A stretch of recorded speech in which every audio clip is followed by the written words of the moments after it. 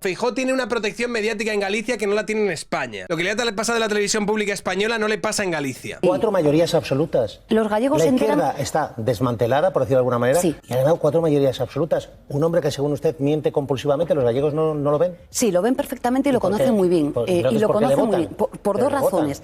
Alberto Núñez Feijóo tiene una protección mediática en Galicia que no la tiene en España. Pero ¿no dices que los gallegos le tienen calado y que saben perfectamente de qué palo va? Lo que le ha pasado en la televisión pública española no le pasa en Galicia. Hoy Alberto Núñez Feijóo demuestra que había un debate al que no le tenía miedo y fue, y hay un debate al que le tiene miedo que es hoy en la televisión pública y no va a ir. A mí me encantaría discutir con el señor Feijóo sobre el proyecto de país y sobre sus mentiras. Lo conozco muy bien, Antonio. Y sé que no va hoy al debate, sencillamente, porque tiene miedo. Te tiene miedo a ti, ¿no?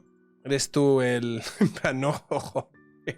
Que viene Yolanda, tío. Porque vamos a ver al Alberto que yo conozco. Si hubiera tenido miedo, no hubiera debatido con Pedro Sánchez. Decían que no iba a debatir. Me han escuchado en campaña que iba a ser un debate del pasado, un debate repetido, que mira el bipartidismo. No, pues yo no creo que no vaya o vaya por miedo, tío. Yo creo que yo lo he explicado antes, yo creo que este tío es un señor frío y calculador y no va por la aritmética electoralista que le habrá sacado su puto gabinete de campaña. Eso sí, la imagen que da es la de un cagón, efectivamente. Yo entiendo que es de imbéciles no ir. No porque, pero es que te puede salir mal. A ver, si no vas, ya has salido mal. Ya estás dando una imagen negativa. Si vas, puede que te la líen, puede que te den un zasca, puede esto, puede aquello. Vale, pero si no vas, ya estás quedando mal sin ir. Tío, en serio, ¿por qué nadie le saca a Yolanda lo de su asesor condenado por pornografía infantil y la movida de cuando lo tapó? No lo entiendo. Era el momento para sacarle esa verga. Es información nueva, es información que es real y es información en la que incluso tienes a militantes que fueron purgados por la misma Yolanda por denunciar eso a la policía. No lo entiendo. Abascal, ¿me estás viendo, Santiago Abascal? No me está viendo. ¿Me estás viendo, Santiago Abascal? Cómprate este libro, hermano, vete al capítulo Ordenadores que arden, léetelo, mírate los artículos que hay y échale en cara a esta señora que dificultó y encubrió de manera implícita a su asesor cuando militantes del partido encontraron que había restos o rastros de búsquedas de pornografía infantil en los ordenadores de la sede en Galicia que tenía esta señora, tío. Es que no lo entiendo. Os voy a leer el capítulo, tío. Dice: el mayor susto que Yolanda Díaz experimenta en su primera etapa en la política se produce en un martes negro de abril de 2016, cuando todavía se está acomodando en Madrid tras llegar al Congreso de los Diputados. Todo había empezado en Estados Unidos, pero había alcanzado al Parlamento Regional gallego. Podemos no tenía ni 6 meses de actividad en el Congreso de los Diputados. La formación morada y sus confluencias ya no son una sorpresa, sino una realidad adscrita a la historia de la España contemporánea. El líder del partido, Pablo Iglesias, y todos sus secuaces se sienten fuertes e insisten en perseguir su escala al poder, o lo que en ese momento se resume como dar el sorpaso al Partido Socialista. Díaz está convencida de haber apostado por el caballo ganador, cuando de repente tiene que afrontar un verdadero embrollo. Es martes 13 de abril y a Madrid llega una noticia alarmante. Agentes de la Policía Nacional han irrumpido en el Parlamento gallego. Lo han hecho de paisano, pero son todos los permisos judiciales en regla.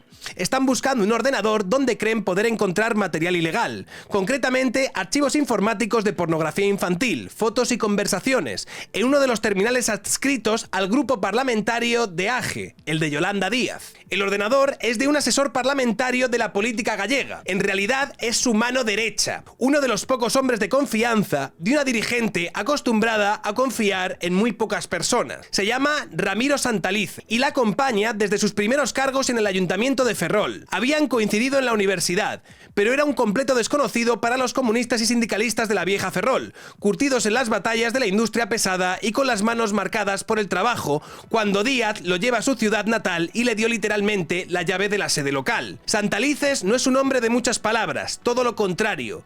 Es un asesor reservado que le gusta estar en segundo plano, poco protagonista y algo siniestro, según algunos miembros del gobierno municipal de Ferrol. Es uno de los liberados de Izquierda Unida, es decir, un asesor que también trabaja para el partido. Compagina durante la etapa en la que Díaz es teniente de alcalde la tarea de asesor municipal con la de gestor de la pequeña sede de Izquierda Unida en la ciudad. Ese martes de abril de 2016, la policía no irrumpe en los despachos parlamentarios de Yolanda Díaz de forma secreta. Santalices, que mantenía mantenía una estrecha relación con ella, se lo debió de comunicar antes.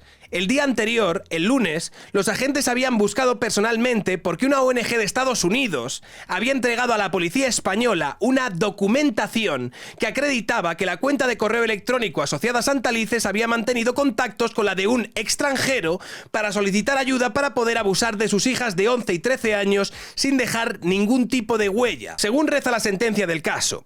Y la policía había descubierto que uno de los correos electrónicos sospechosos había operado directamente desde una dirección IP del Parlamento gallego, según recogieron las crónicas de La Voz de Galicia. La cuestión sacude profundamente a Díaz. Está viviendo una luna de miel política. Por fin ha llegado a Madrid después de un periplo de muchos años y muchos esfuerzos. Ha sido elegida diputada en la circunscripción de La Coruña a través de una compleja operación política en la que referentes como el nacionalista Beiras la han tachado de traidora. Y ya en el Congreso, los diputados de En Marea se habían sumado a Podemos, aunque guardaban autonomía en cuanto a portavocía y gestión de las subvenciones. Otro revés al nacionalismo blando que en algún momento pensó poder controlar a la política de Ferrol. Pero de repente todo puede esfumarse. El arresto de Santalice deja a Díaz aturdida. Los periodistas, sobre todo los de la prensa gallega, la persiguen por los pasillos del hemiciclo. Santalices fue hasta hace pocos días su principal asesor en Galicia. Es una persona de su máxima confianza. ¿Qué piensa hacer Díaz? ¿Y qué hará su partido, que ha señalado a todos sus contrincantes como por corruptos o incapaces de dar ejemplaridad? Los primeros días reina el silencio. Díaz se esconde, se escabulle en los pasillos del Congreso, no da la cara. Quien en cambio sí se encuentra en el ojo del huracán es el viejo líder nacionalista, ahora enfrentado a Díaz, pero que se ve obligado, al estar en Santiago de Compostela, a apagar el fuego de la polémica. Beiras, el líder del grupo político y compañero del despacho de Yolanda Díaz, una vez más no sabía absolutamente nada. Otra vez se enfurece con su vieja protegida. Lo sabía y no me dijo nada. Debía habérmelo contado, grita por los pasillos del Parlamento gallego. Beiras se enfada también con el presidente de la Cámara Regional por haber permitido la entrada de los agentes. Pero el requerimiento judicial está en orden, así que tiene que dar una rueda de prensa a la que acude con Antonio Sánchez, otro de sus protegidos. Anuncia una rescisión cautelar de la relación laboral de Santalices con el grupo político AGE. El cordón sanitario hay que meterlo, zanja. Pero el enfado en su grupo es tan elevado que los de Beiras lanzan una nota oficial para decir que quien debe dar explicaciones públicas es Yolanda Díaz. Díaz interviene unos días después. Admite la gravedad de la acusación, pero se escuda en el asunto personal. Dice Yolanda Díaz: lamentablemente, lo ocurrido no es política, sino un drama, un horror. Yo creo que esa es la gran definición, y desde luego una cuestión horrible que es absolutamente privada. Aquí ya lo privado no es político, amigos.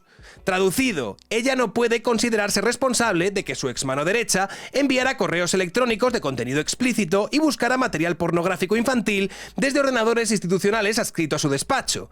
Pero sí comunica que Santalices ha sido suspendido de su cargo y de su militancia. Esto yo creo que es comprensible. Es decir, si tu mano derecha o tu asesor o tal, pues resulta que en secreto es alguien que se dedica a este tipo de cosas en las redes, evidentemente tú no lo sabes. Pero la experiencia que tuvo hacía años, cuando en la sede encontraron este tipo de búsquedas de material pornográfico en los ordenadores que había allí, y Yolanda Díaz lo que buscó es encubrirlo y esconder todo esto y que no trascendiese, llegando incluso a purgar a aquellos que lo denunciaron a la policía, ahí sí que empiezas a tener cierta responsabilidad de todo esto, amiga. De la información que reciben de manera informal es de lo más grave.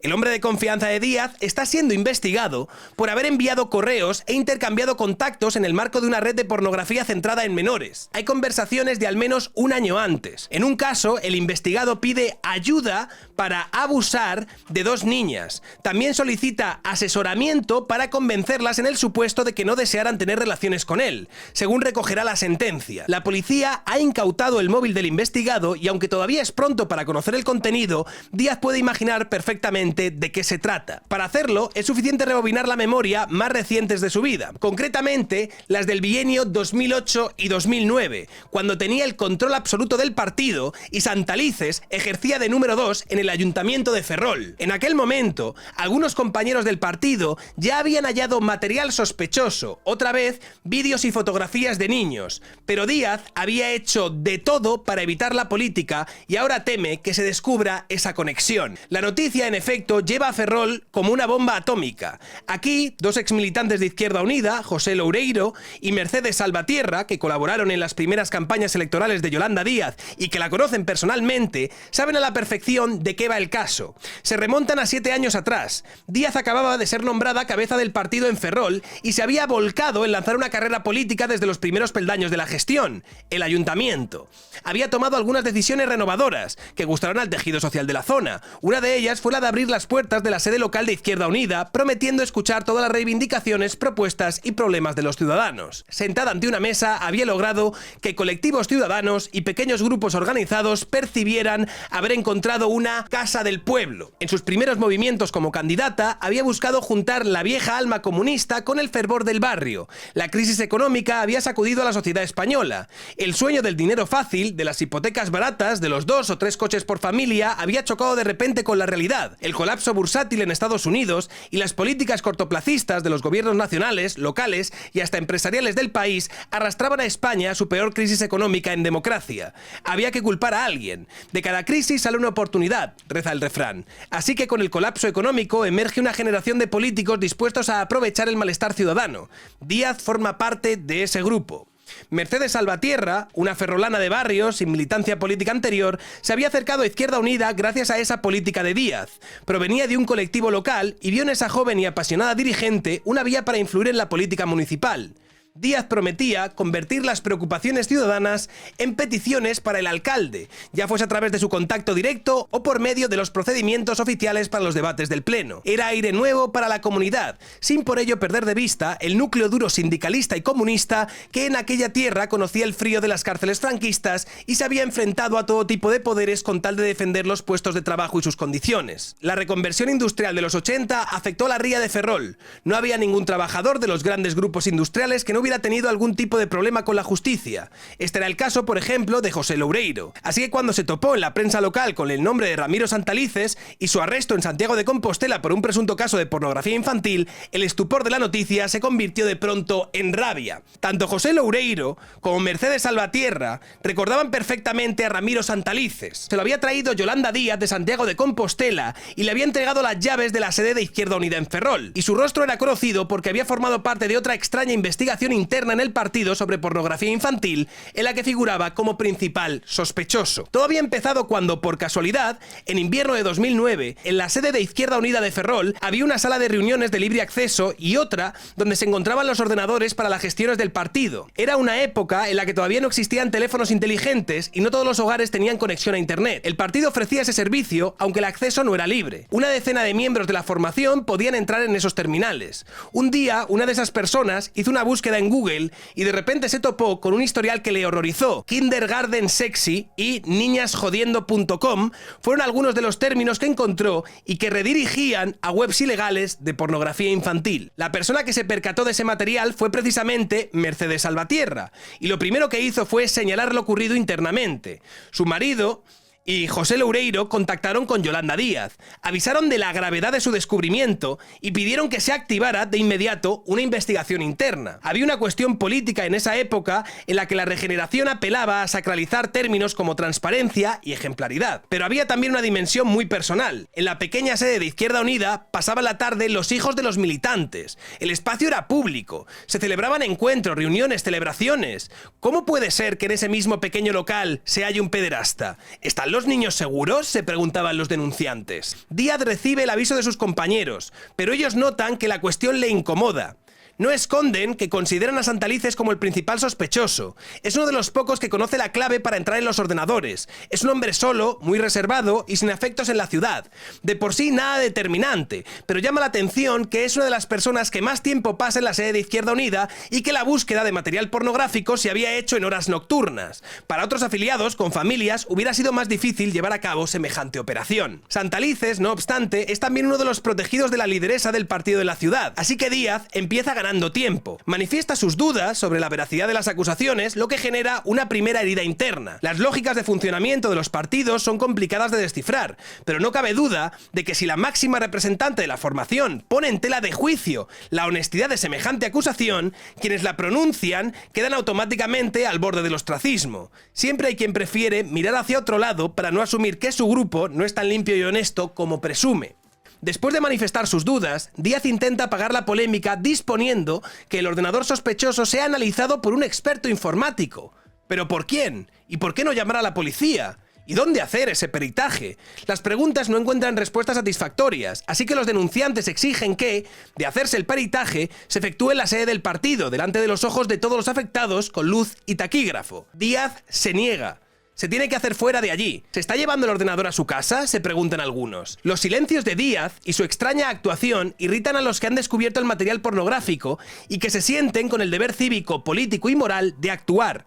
La comunidad ferrolana tiene que saber qué está pasando. No valen juegos de política barata. Y la inacción de esa joven responsable de Izquierda Unida que habían prometido cambiarlo todo les ha enojado lo suficiente como para dar el paso. No será una joven dirigente, hija de un conocido dirigente sindical, quien frene a unos obreros que conocieron la cárcel de Franco y piden honestidad a su partido. El 4 de febrero, 2 días después de haber encontrado el material pornográfico, Loureiro y Salvatierra acuden a una comisaría de Ferrol para denunciar lo ocurrido. Ante el guardia de turno, Loureiro explica lo sucedido. Hablan del ordenador de la sede con conexión libre a internet al que pueden acceder libremente varias personas de la organización, unas 10 o 12 que tienen la llave del local. Que el día 2 de febrero, al abrir la ventana de Google, al poner las primeras letras, se suele desplegar una ventana con textos de anteriores búsquedas realizadas, en la que Salvatierra vio textos de posibles búsquedas de pornografía infantil, por lo que alertó al resto de miembros, que entre esos textos recordaba los de Kindergarten Sexy y niñasjodiendo.com, que al día siguiente avisaron a Yolanda Díaz, la responsable nacional, y Javier Galán y Pilar Díaz, que ellos mantienen una relación con los denunciantes y que toman la decisión de quedarse en su poder el ordenador con la intención de llevarlo a un perito al objeto de sacar datos del mismo. Es que la movida no es tanto que frenasen la investigación y demás, es que sabotearon cualquier investigación porque se llevaron el ordenador a sus casas. Pues se quedaron el ordenador y se lo llevaron a algún sitio, pero no se supo qué hicieron con él. Una escueta hoja firmada por los denunciantes y el responsable de grabarla. Casi como por arte de magia, al día siguiente es Yolanda Díaz quien entrega el ordenador a la policía, pero lo hace de forma algo extraña. En primer lugar, por el peritaje doméstico. En segundo, porque se tramita solo después de que Loureiro y Salvatierra decidan acudir motu propio a una comisaría para explicar lo ocurrido. Además, porque en lugar de dirigirse a una simple comisaría, va al decanato de Ferrol. Y finalmente, porque en lugar de informar de los hechos y de que se ha encontrado material pornográfico en un ordenador de Izquierda Unida, aprovecha su entrega para denunciar una presunta difamación y ataque contra su partido que ella representa. Se ha tenido conocimiento de que desde fechas indeterminadas se están difundiendo falsas y graves acusaciones de hechos constitutivos de delito contra la organización política Izquierda Unida, afirmando falsamente que en el ordenador de la sede política existen archivos que puedan estar relacionados con pornografía infantil. O sea que lo que hace Yolanda Díaz, en lugar de decir, oiga, esto es suficientemente grave, por favor, investiguen estos ordenadores, es decir, aquí os traigo el ordenador y quiero poner una denuncia, porque se está calumniando, se está difamando que en estos ordenadores había pornografía infantil y eso es meridianamente falso. Bueno, luego resultó, cuando fue detenido su número 2, mano derecha y asesor, que aquello pues no estaba tan desencaminado como ella decía en un principio, ¿no? Sostener que alguien está haciendo afirmaciones falsas para desviar los focos de una demanda presentada internamente por 2 cuadros del partido de la dimensión del tipo de dirección empleada por Díaz cuando estaba al mando de Izquierda Unida en Galicia, poca templanza y nada de escucha. El 16 de marzo, un mes después de que Loureiro y Salvatierra explicaran los hechos a la policía, Díaz les echa del partido. Les culpa de haber sorteado las directrices internas y haber dado más valor al Código Penal que al Código de Honor del partido. No perdona que hayan ido a una comisaría a denunciar lo que habían visto en la sede de Izquierda Unida sin contar previamente con el visto bueno de su jefa. El mito de la casa del pueblo y la regeneración se acaba de un plumazo. Aunque la maniobra es astuta, conocedora de los mecanismos de la justicia, al presentar al decanato su petición hace que la otra denuncia registrada en una comisaría local quede sin efecto. Y sobre todo, logra que los 2 militantes de Izquierda Unida queden totalmente al margen de la investigación. O esto es por lo menos lo que decide el juez encargado del asunto. El magistrado, Alejandro Morán Jordén, concluye en su auto que el ordenador analizado existe material comprometedor y que la conexión a internet se ha producido a través de un terminal de Izquierda Unida, pero sentencia que no se puede aclarar quién es el autor de las búsquedas. De lo actuado se desprende que los hechos investigados son constitutivos de infracción penal, si bien no existen motivos suficientes para atribuir su perpetración a persona alguna determinada. Reza el texto definitivo del magistrado, que no cita nunca a Loureiro y Salvatierra como testigos. Ellos de hecho desconocen que hay una investigación en marcha al margen de su denuncia a la policía y por lo tanto no se personan como parte afectada. Es una victoria para Díaz porque su versión se centraba en sostener que mucha gente tenía acceso a los ordenadores de la sede de Izquierda Unida de Ferrol, aunque los exafiliados purgados aseguraban que eran solo unas 10 o 12 personas, y que entre ellos se hallaba el asesor de Díaz, que era el administrador de la sala y una de las personas que pasaban más tiempo en ella, incluso por las noches. Pero Díaz se sale con la suya, y Ramiro Santalices, el asesor cálido y hermético, puede seguir tranquilamente con su doble ocupación, en el ayuntamiento y en la sede del partido, hasta que la policía irrumpe 8 años después en el Parlamento regional. El revuelo mediático del arresto de Santalices despierta la resaca de aquella vieja polémica. Una periodista local, Carmela López, que había seguido el caso, se vuelve a interesar por los 2 militantes que avisaron en vano a sus compañeros. Les dedica un artículo en el que ellos señalan directamente y sin ambigüedades a la diputada Yolanda Díaz. Se perdieron 7 años en los que hubo mucho sufrimiento y hay responsables, acusan. En Galicia se genera una enorme polémica. El asunto llega a las altas esferas de Podemos. Los chats internos del Partido Morado arden. Los militantes gallegos piden aclaraciones y responsabilidades. Muy preocupada, Díaz pide ayuda directamente a Pablo Iglesias, quien siente el deber de defender a su amiga. Dice Pablo Iglesias: he hablado con Yolanda, lo está pasando muy mal. Tenéis que mandar callar a toda esa gente. Ordena a las personas que lideran el Partido Morado en la región. Se refiere en concreto a los dirigentes que tienen el poder de moderar los chats internos con los afiliados. Algunos manifiestan sus dudas. Sostiene que intervenir en los chats pidiendo calma y comprensión no sirve de mucho, sino todo lo contrario.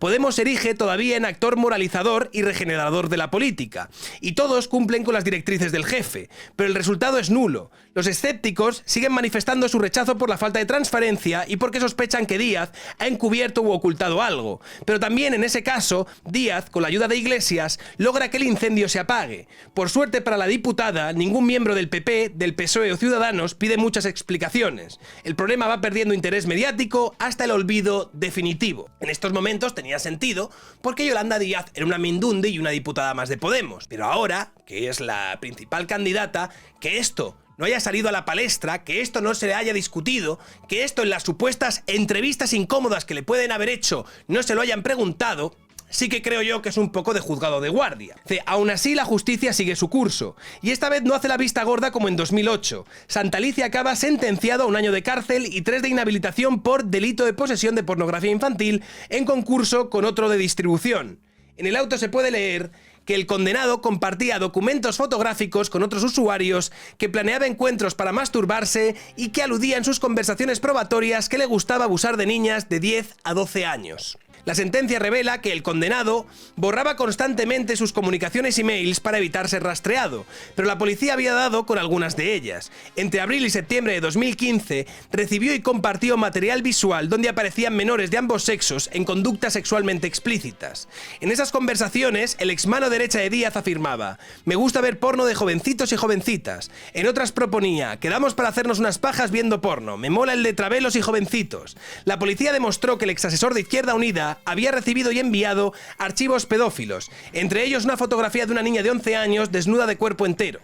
En su móvil descubrieron 21 imágenes con niños y niñas practicando o participando en conducta sexualmente explícita, incluida la exhibición lasciva de los genitales o de la zona pública, y que actuaba en grupos denominados Solo Niñas Lindas y Las Niñas Más Lindas de Face, donde hablaba de sus gustos sobre abuso de menores, aunque en ese caso la policía concluyó que se había quedado en el ámbito de la retórica, tal y como recoge la sentencia. En el momento del arresto de Santalices y de la petición de ayuda a Yolanda Díaz a Iglesias, este no puede saber que ese escándalo podrá algún día convertirse en un arma en sus manos. Sigue considerando a la política gallega una amiga afín incluso en el choque interno con Errejón, que por aquel entonces estaba subiendo de intensidad. En enero de 2016, Iglesias había sido citado a una reunión confidencial en el Grupo Z, donde le habían mostrado una tarjeta que habían recibido de forma anónima y que contenía material de la tarjeta de una de las colaboradoras más estrechas de Bruselas, Dina Busselham. Había llegado muy preocupado porque temía que en ella encontraran imágenes de su romance con Irene Montero que permanecía en secreto. Por suerte no era así. Tan solo había decenas de documentos internos de campañas electorales y alguna foto íntima de la propia Busselham. Pero Iglesias se quedó con la tarjeta y el dispositivo para abrirla en su ordenador. Y fue entonces cuando descubrió que también capturas de pantalla de algunas conversaciones subidas de tono con Juan Carlos Monedero. Entre ellas, aquella con la famosa frase sobre la periodista Mariló Montero: la azotaría hasta que sangrara. ¿Por qué grabar ese chat? ¿Cuántos compañeros las tenían?, se preguntó. Los afines a Iglesias se convencieron de que se trataba de una manera de debilitarle cuando fuera más útil. Es la prueba del doble juego errejonista y de que sus infiltrados han llegado hasta su círculo de confianza. Nadie está libre ya de la sospecha de la traición. Así que Iglesias se cuida mucho, en primer lugar, de no decir a nadie que la tarjeta de móvil de Dina Busselham está en sus manos y después busca el momento idóneo para echar al errejonista Sergio Pascual de la Secretaría de Organización, a quien también encontraron frases ofensivas hacia el secretario general. Dice, en plena guerra interna de Podemos, es comprensible que Iglesias prefiera ante todo asegurarse la cercanía de las personas que considera más fieles, y entre ellas figura Yolanda Díaz, y asimismo cerciorarse de que no haya ningún escándalo político que permita a los errejonistas usarlo como palanca para pedir su relevo o un congreso extraordinario. El enfrentamiento con Errejón explica a partir de ese momento todas las declaraciones políticas de Podemos, entre ellas la oferta tan desmedida que plantean a Sánchez para apoyar una investidura que para los pablistas hubiera tenido el claro sabor de la derrota. Lo que Iglesias ignora es que Díaz, después de recibir su ayuda activa en el caso de su asesor acusado de pornografía, evita romper los puentes con el errejonismo. Formalmente respalda a Iglesias porque quiere, como él, una fusión con Izquierda Unida. Cree que las cosas van bien entre Podemos e Izquierda Unida Federal. Es absolutamente imprescindible, son multitud de organizaciones, no van a ser una suma de siglas, vamos a ser una especie de marea estatal para derrotar al búnker, afirmaba. Pero los suyos siguen manteniendo encuentros confidenciales con Errejón, quien en cambio no quería saber nada de fusiones cuando viaja a Galicia. Es el mismo Íñigo, hablan con él, lo hace entre ellos Antón Gómez Reino, en teoría también amigo íntimo de Iglesias. Uno de esos encuentros se celebra en un bar de las cercanías de la estación de trenes de La Coruña, a donde Errejón llega y desde donde sale. En sus conversaciones, esos dirigentes titubeantes confían al número 2 que aunque están adscritos a la corriente de Iglesias, su proyecto es el ganador y necesario para el futuro de Podemos. ¿Está Yolanda Díaz y sus afines haciendo algo parecido a un doble juego? Miembros de la excúpula de Podemos en Galicia así lo aseguran hoy en día, y con el tiempo también Iglesias se dará cuenta de ello. Pero en 2016, el secretario general considera que ella es una de sus protegidas, así que cuando se repiten las elecciones en junio de 2016, volverá a dar su visto bueno a sus puestos en las listas. Iglesias está preparando a sus tropas y en ese momento necesita a todos los activos del Partido Comunista en el que militó durante la juventud. Más adelante, muchos años después, el asunto de esos ordenadores calientes en la sede de Izquierda Unida de Ferrol y en el Parlamento gallego reflotará para entrar a formar parte de un dossier sobre Yolanda Díaz, quien, mientras tanto, se habrá convertido en la flamante ministra de Trabajo y vicepresidenta segunda de España. El libro Yolanda Díaz, la seducción del poder. A mí me parece absolutamente alucinante que esto no haya salido a flote durante esta campaña en una de las múltiples entrevistas que le hayan podido hacer a Yolanda Díaz. A mí me interesa, tío, que esta señora tenga que responder a este tipo de preguntas incómodas. Que sí, que Santiago Abascal es un facha, que Feijóo es amigo de narcotraficantes y que Pedro Sánchez es tremendo sociópata. Pero amiga, que usted ha sido un depredador de la política, que usted tampoco se queda corta y que usted tiene también cadáveres en el armario que no le gustará que salgan a la luz. Yo creo que ya es momento de que empiecen a salir.